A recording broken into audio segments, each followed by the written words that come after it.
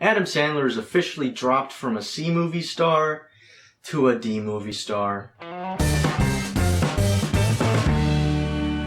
So guys, I am back reviewing the movie Pixels, directed by Chris Columbus, and he has also directed the first 2 Harry Potter movies, the first 2 Home Alone movies, and Mrs. Doubtfire with the late Robin Williams, and all those movies were great. So I thought, Pixels is probably going to be great too. And then I heard Adam Sandler was in it. That scared me. But I thought, Adam Sandler has a pretty decent track record with his movies.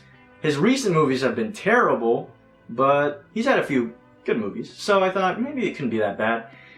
It was terrible. And I hated every second I saw this movie, so let's just get down to it. Now before that, I just need to remind you guys, first I go over the story, then I go over the acting, then I go over the music, the effects, and then how enjoyable the movie was overall. And then afterwards we'll go over spoilers, and don't worry, you can skip that part. I also have my review rating, 1 to 5 stars, so let's get started. Pixels is based off a short film by the same name.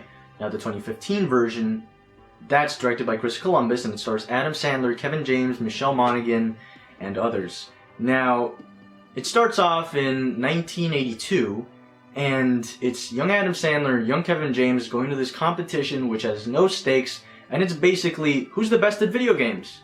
Peter Dinklage wins, he gets first place. Second place is Adam Sandler. Now, this is referenced later in the movie, doesn't really matter that much. At the same time, a space capsule is sent into space with culture and references to video games, Earth culture, and it's, for some reason in space, it's shot out into space, no one really knows why. Anyway, aliens reach it, and they think it's a declaration of war. Now, in the present, Earth is screwed. Adam Sandler is now a techie guy, a nerd, doesn't really matter, he has a terrible job, and Kevin James is the President of the United States. What? When did that happen? It doesn't make any sense. I'm not going to argue with it. That is Pixels. Let's get started with the actors now. Adam Sandler's the protagonist in the movie, and he's probably one of the worst parts about it. Only about 2% of the things he says are actually funny. And out of 100%, 98% of the things he says are not funny. And this is a comedy movie. Now, Michelle Monaghan is also his love interest, and I think the only scene that I actually enjoyed with Adam Sandler in it was the scenes with Michelle Monaghan, especially at the beginning, where she was talking about how she got divorced and he was trying to console her. That was pretty interesting, pretty entertaining. I thought maybe they could bring that up later, and they kind of do, but it isn't really, I don't know, expanded upon enough for me to really care about these characters. Also, why is Michelle Monaghan in this movie? She was in True Detective, and that's a really good show. She stooped so low from that. I have no idea why. Now, her divorce subplot is probably the most intriguing part to me in the movie, because everything else was pretty damn terrible. And she was one of the few normal people in the movie also. Kevin James in this movie is, well, Kevin James. You know when you picture Kevin James in your mind and you're just like, what does Kevin James do? Oh yeah, he falls and he breaks stuff and it's all laughable. If you see Paul Blart Mall Cop, it's kind of like that, just not funny at all. He is also the President of the United States in this movie, and he does not act like the President of the United States, even though I know it is a comedy, but at least you should have some sort of, feel to it. He should actually feel like he's the leader of a country. He does not, and if he actually was the President of the United States, in reality, I would probably leave the United States. Now, Josh Gad is also in this movie, and he was one of the worst things in it. He was Ludlow Lamonsoff, and that is a weird name. Anyway, all he does in the movie is scream at the highest point he can.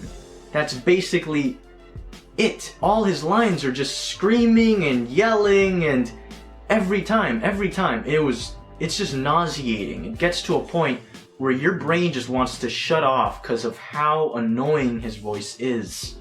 Now, I kind of feel bad because Josh Gad is actually not a bad actor. I remember him in the movie Jobs, and he was actually pretty decent in that movie.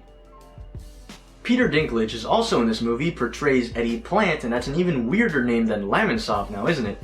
But it's no surprise that he is probably the best part in this movie. At least, some of the things he says are actually funny.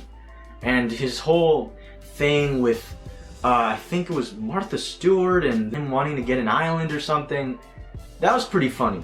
I'll have to admit that. Now, here's the thing, I have zero clue what he's doing in this movie. He is in Game of Thrones, which I don't even watch, but still it's a good show. He didn't have to stoop this low. I have no idea what he's doing in this movie. I honestly don't. That's all I can say. I'm just surprised at why is he in this movie? I mean, I guess for a paycheck. I just don't know. Anyway, let's get down to music. The music in this movie is passable, and it is composed by Henry Jackman. And he's a fantastic, fantastic composer. He has done really good stuff. And if you haven't heard of Henry Jackman, what is wrong with you? The only thing is, I said passable. And when I mean passable, it's that it's just not as interesting as his other scores. Still, passable is good for a movie when everything else in it is terrible. Now we're going to talk about effects, and the effects in the movie were actually pretty good. Especially in the Pac-Man chase. That looked pretty real. There were a lot of instances though where things didn't look real, and that is scattered throughout the movie. But still, good effects will only get you so far. The movie is still pretty bad, but the effects really sometimes do make up for it. Now the best part in the movie would have to be the Pac-Man chase for me. Everything looked really well done. It was pretty well shot and pretty well orchestrated in a way. When the camera moved up so that the city looked like a Pac-Man board thing, I don't know what it's called, but like the Pac-Man map in the games, that looked pretty good. Another good part was the Donkey Kong battle, which was at the end. And I think what really led to that being one of the best parts of the movie was that the We Will Rock You song was playing throughout it. And that really added to the intensity, which is pretty good in my case. But still, the entire thing looked really fake. Alright guys, spoiler warning if you even care. A message is going to come on the screen now, and we are going to talk about spoilers in 3, 2... Alright guys, I'm going to be completely honest here. There's this plot in the movie where Josh Gad loves this video game character, and it was terrible. And then at the end, Q*bert turns into this video game character, and Josh Gad basically starts making out with this video game character, who's a woman by the way. But that thing was just Q*bert, so I have no idea what is wrong with this movie. That just hit me on all of these levels of just plain wrong. It was just weird. It doesn't make any sense. Josh Gad is making out with Q*bert. This movie is so bad. Okay, we're next on the list. Another thing that's terrible and makes no sense is what the aliens look like. I remember it stated they're made of light or something, but how do the alien ships look like before they were supposedly contacted by the Earth? They're all pixelated, right?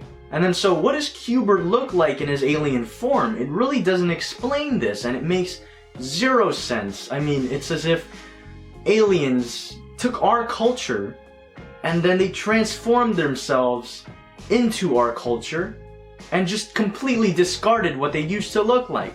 It's as if we love cockroaches and we turn into cockroaches and then we walk around as cockroach people. It makes no sense. This movie is truly an uninspired, half-assed, boring Adam Sandler movie, and he is just milking these companies. Sony, what are you doing? Sony has actually had leaked emails where they state that they don't want to keep making Adam Sandler movies, and they did it. They keep giving this guy money. Why?